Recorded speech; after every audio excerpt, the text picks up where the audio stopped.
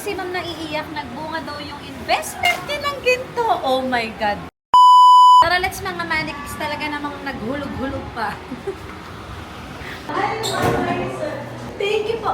Ma'am, nagkulat kayo, umabot siya ng 1.4.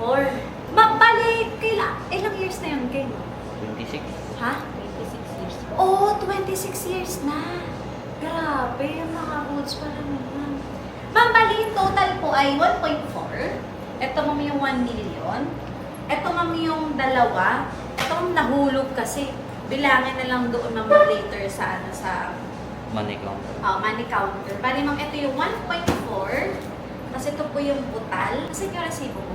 Sir, Sa akin din, nahulog din. Nahulog din.